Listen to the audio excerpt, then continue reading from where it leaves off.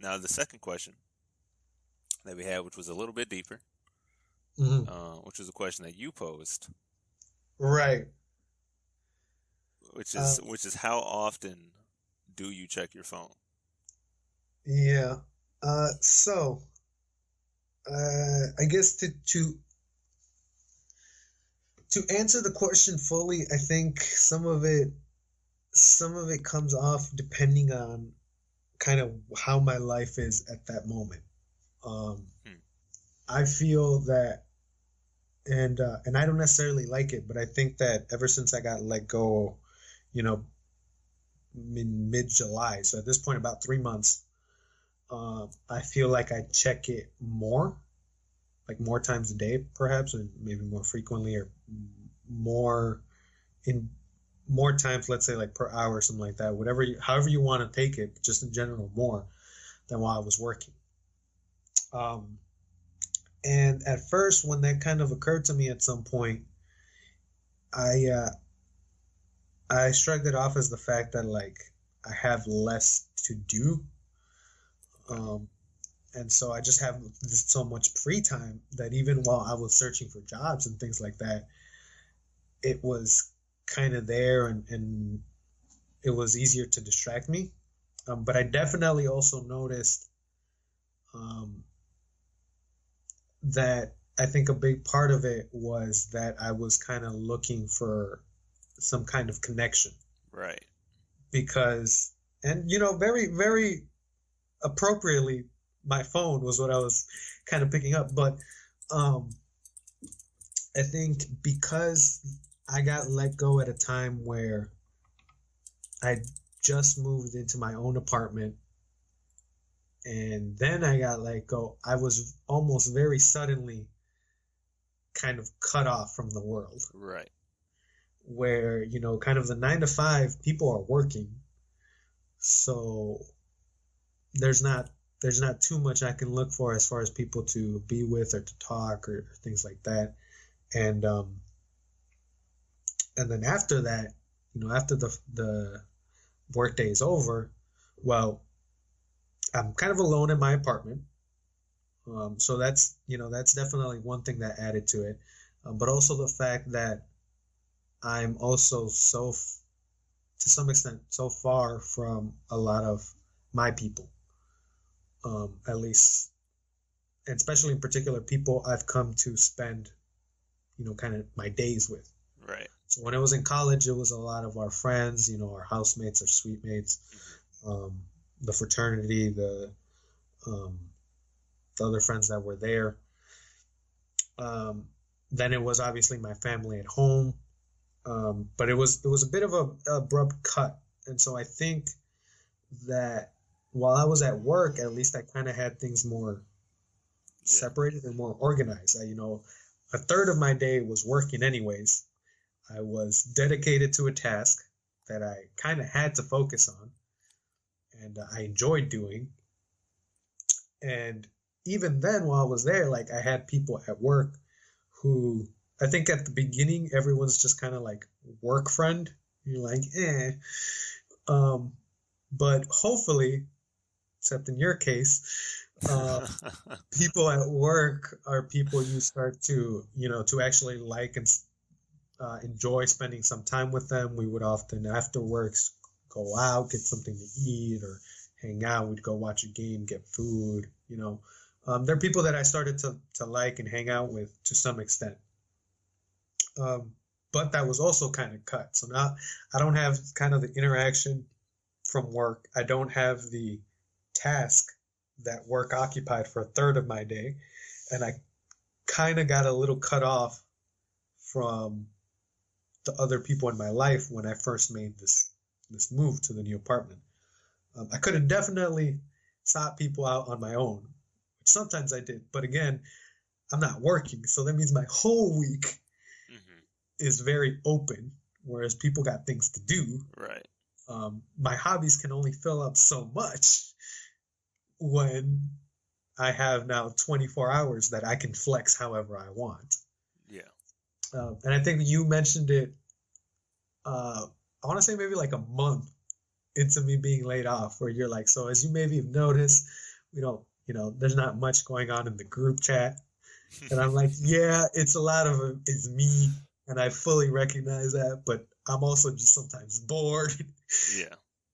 A day will go by, and if I'm searching for jobs, and I even told you I'm searching for jobs from 9 to 5, 5 to like 7. I'm doing house repairs or apartment repairs, and then I'm kind of going to sleep and making my food and eating. Like, there were days where it's just like I don't really talk to someone. I get bored. So, Well, well, you're a little bit laggy, so I don't know if you to catch up here. Okay. Yeah, well, to answer the initial question, right, and then we'll kind of like bleed it back into um your examples because I understand them. Um, so how often do I check my phone? Usually not that often. Um, Now I do understand the the need for that social connection, uh-huh. right? And like where that comes from. And to kind of bridge it, there was a study in 2015 that said that teens spend nearly 9 hours a day consuming social media, right? Which is That's a lot. that's a lot of time consuming social media. And particularly what they studied were the mental effects of it. Um, so again, I will tie this back together at the end, but the mental effects of going to YouTube, Facebook, Snapchat, Instagram, right? Mm-hmm. Um, what they found was that the the worst social media for the mental health of those teens. Oh, wait, no, hold on. Can I guess? Oh yeah, Can I oh yeah, can yeah, I yeah. guess? Go for Okay. it. People at home guess. Okay, Uh, so again, your options are um, Facebook, YouTube, Twitter, Snapchat, and Instagram. okay. I'm ruling YouTube out. Okay, I'm ruling Twitter out. okay. Snapchat, Facebook, and Instagram. And I'm going to assume that the worst one is because people start comparing their lives to the lives they see on social media. Yes. Now, the youngins tell me Facebook is dying. Okay. So, for only that reason, I'm going to take Facebook out. Okay. And I want to say it's Snapchat. But given I don't use Instagram, I feel like it's Instagram. It is 100% Instagram. Yes. Now, actually, so the most healthy social platform. Now, they were all detrimental, but the healthiest platform, so the one that had the most positive with the least negative, was YouTube. Yes. Because, people would I'm batting 300 here. people would go on YouTube and watch like, instructional Learn- videos, informational videos. learning things. Right. But from a pure standpoint of comparison, right, then Instagram is a highlight reel of people's Mhm. lives, right? You don't really post your dark days. You don't post um, your sad moments on Instagram that often. You don't Yeah. express them on Facebook that often, Uh-huh. or on Snapchat, right? You just kind of hold them to yourself.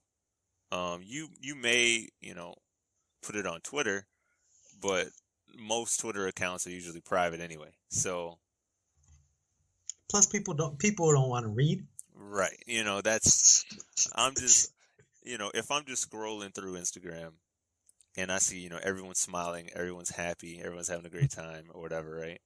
And you're in a situation where you're like, well, you know, uh, where I currently am isn't where I want to be. Mm-hmm. Then mentally what it does is it puts you on a lower position on the pedestal compared to everyone else, as if you're not doing enough, right? Right. As if you're And also, like, if there is an actual ladder or like there is an actual well, pedestal, like really there isn't. right. But like But naturally, as social beings, there is a social hierarchy that we're gonna have in our heads, right? uh-huh. So like, even so in our family system, when you have your parents, your siblings, your Okay. nephews, your cousins, right? There's a hierarchy system, right? Your grandparents. So my grandparents are on the higher tier than my cousins, for sure, right? Right. So Right. like you kind of uphold where you are in that hierarchy, right? Am I in the middle? Am I near the Mm-hmm. top? Right? How should I behave if I'm in the middle or if I'm near the top, right? But if you're only seeing people's highlights, then your brain puts you on a lower part of that tier as if you don't, um, as I said, if that you're not doing enough to deserve to be associated with Mm-hmm. those people. And then what starts to happen is, according to the study, teens start to do things out of character in order to garner more attention, right? And in order to get more likes, get more comments, because you get that dopamine hit of, okay, someone cares. Okay, someone cares. Each time that Okay. you get that like or that comment, right? Yeah. Even though necessarily it may be people you don't really mess with or, have talked to in months, but because they liked your picture or your status or commented on it, you get that feeling of, okay, my place in this hierarchy is reaffirmed, Mm-hmm. right? Now, um, where it gets dangerous is, you know, is in a situation where you don't have a lot of real life interactions, right? Where you don't have a lot of people that you cross paths with on a day to day basis Mm-hmm. that you get that affirmation from on a person to person level. So you only can get that virtually. Mm-hmm. And then when you don't get that affirmation virtually, then it really starts to hit you. You're like, wait a minute. So so even people, that I'm trying to associate with that are, miles and miles away. So to kind of put myself in a similar situation as you, right? I've been in Urbana. What I've learned is for the past 7 years, right? Which is a crazy number to think about because I came to college August 2011, right? So I've been in the city for 7 years. Once that clicked in my head, then it was like, okay, bruh, what the fuck is going? Because I've seen people come to college and then Go leave through college. college. Yeah, go through college and then leave it, and Right. I'm still here now. What that means is, as you were saying, the people that I spent the majority of my time with, the friend groups, the housemates, the roommates, those people, is that once those people leave, to go do other things in life or to move to a different city or whatever the case may be, you know, um, then you have to try to associate with new people. Mm-hmm. Now, in well, also as you said, when you go to work, you kind of associate with people from a common ground perspective of, hey, we work at the same place, let's go get drinks, let's go eat, Mm-hmm. but you're generally in the same sort of age range, right? Right. Right. In my particular situation, um, so for those listeners that don't know, I am 25, um, and the youngest person at my job is 35, right? And the youngest person at my job just adopted kids. So the only conversation that happens is about family and kids. And they're also older white men, so there's not a whole lot of um interests that cross between us. And and it's a very isolating sort of feeling, right? So even when you go to work and you're 10 years younger, um and there's no one to really associate with, and then you come home, and then the majority of the people in the age group in the college town is from 17 to 21, right? So you don't necessarily fit within that age group either, right? Right. So you start to spend a good amount of time with yourself, right? And now there's beauty within that though, is because I feel like uh, our self-identity is defined by the people that we associate with the most, right? So like the top 5 people that we kind of draw from those people to define who we are. Mm-hmm. And when your circle starts to get smaller, then there's more of you that you need to address in order to really determine who you are, right? Right. And in the moments that you spend this time with yourself, then um, then you really start to gain a sense of clarity, and that can go one of two ways, right? So as I said earlier, in those moments of solitude or loneliness, you can define yourself through social media on that hierarchy, or you can go the opposite way and try to define yourself by your own definition of what you want to be and how you want to get there. Mm-hmm. And then when you do return to the social media sphere or whatever, and you see the highlight reel, then you know it's not a real thing. Mm-hmm. That of course, you know, there are highlight moments that happen, but the majority, I feel like,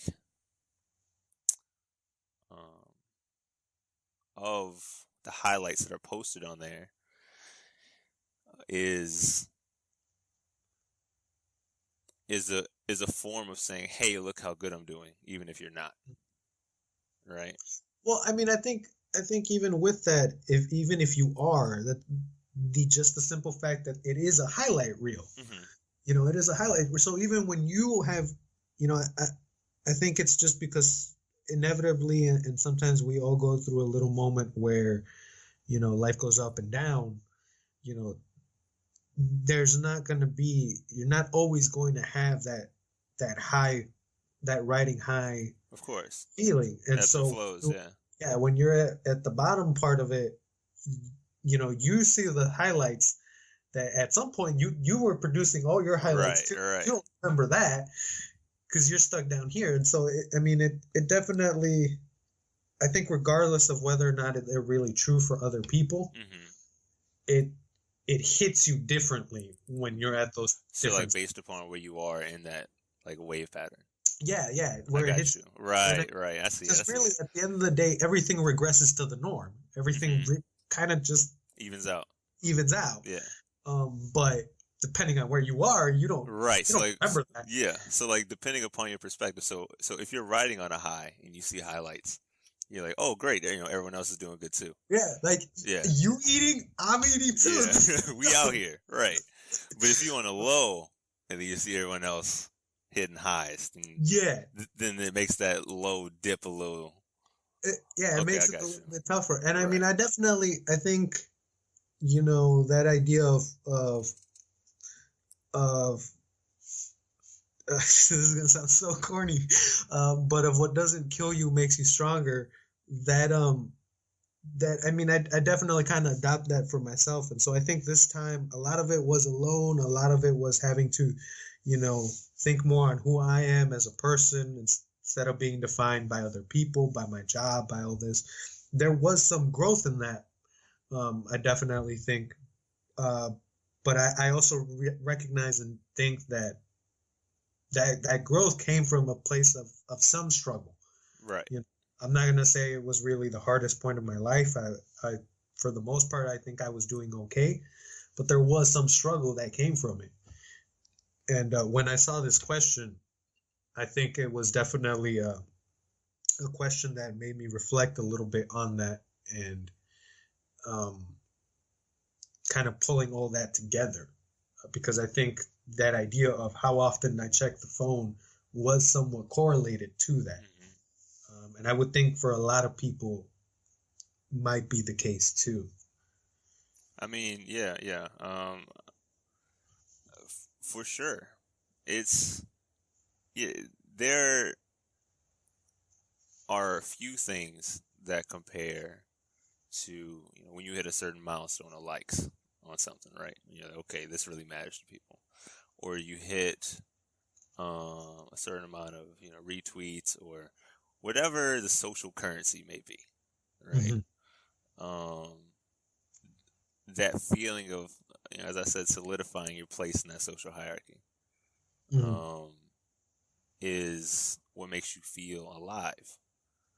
Because to kind of bring it back, as I said, for the past couple of weeks, I've been like volunteering at home, Mm-hmm. um, particularly with kids, and as I'm teaching them math and science, and they're and it's starting to click, and I'm starting to see like the positive effects, them smiling, them Mm-hmm. laughing, you know, as they made it through the frustration part of I don't know how to do this into okay, I can do this. Mm-hmm. Then that high that you feel of okay, I'm helping someone else out, reaffirms your place in that social hierarchy, Mm-hmm. right? So it gives you that dopamine hit of affirmation, like okay, the shit that I'm doing here matters, Mm-hmm. but in a different sort of way, right? Because um, that affirmation comes from you seeing the smile on the kid's face, versus a social media affirmation is you seeing a like from a person, right? It's the same sort of support, quote unquote, um, but in two different mediums. Okay. You feel me? Yeah, yeah. I mean, I think the difference though, sort of, because it sort of veers off the question and sort of with it. I think the difference to some extent is a little bit smaller than I kind of feel like you're looking at it, at least in my perspective, Okay. because for me, I think a big part of this question and in kind of this conversation about the ups and downs comes from not just the groove of up and down itself, but the idea of kind of connecting with the other people. Mm-hmm. Because I've as I kind of mentioned when you first shared about the tutoring thing, I've had I've been trying to start the program at church for tutoring, and so I've had some students come in, and they learn, and you get that joy of kind of being able to help them, particularly if and you've kind of seen that they're in a spot where they're looking around for the way out. Mm-hmm. But at the same time, I've had days where like Chapa and I will be there, and we're kind of waiting to see if we get any kids coming in for tutoring, and it's an empty day, so we're sitting there kind of 2.5 hours, and no one really gets help. And at that same time, that kind of still those days still kind of bring you down in the sense. So I think because I've had those days too, they still somewhat feel the same to me as this kind of concept of Right. the likes on Facebooks. Like Yeah. it's really just for me sometimes that groove of life, and then whether or not you are having that connection. So like some of those days I'm with Chapa, and so we're talking, we're enjoying our time together. That definitely makes it easier than some of the days where I've also had when Chapa can't make it to tutoring that day, and it's just me sitting in a room, kind of like twiddling my thumbs a little bit. So I don't know. I think as far as I didn't expect this question to be so much too about your wins and losses. I think it definitely went there to some extent. Right. Well, yeah. So like, as you kind of went into the like social media thing, that's what came up in my head. But yeah, But yeah, it was definitely it's definitely an interesting part now, because I didn't, like I said, I didn't really think of it going into the wins and losses. But I guess to some extent, it plays so much into the socializing with people, the having that connection with someone, and really kind of how you are, with yourself. Mm-hmm. I guess we're both still kind of young, but I guess Facts. we do have a fair amount of growing still to do. True. Would think I'm still figuring out a lot of stuff in my life, so Well, I mean, look, So man, that's why I'm particularly, um, adamant about finding my way out of the city, is because um, I already know that once I move to an environment that stimulates me, mhm, then my growth will be insane, right? Because I'm already at the point to where I'm so sure of who I am as a person and what I want to accomplish mhm, that I'll only surround myself with people that support that goal, mhm, right? Like I won't waste time trying to figure out, you know, okay, can this person help me? Can this person not? It's rather of, okay, I know what I want to do. Um, does this person want to accomplish the same thing? No. Okay. Well then, let me, try to redefine the circle or grow the circle in a different sort of way, mhm. right? Um, so I'm really excited to start that. That's gonna be great. Um, but also it's the patience of getting there. But that's an entirely different topic. So we'll slide on to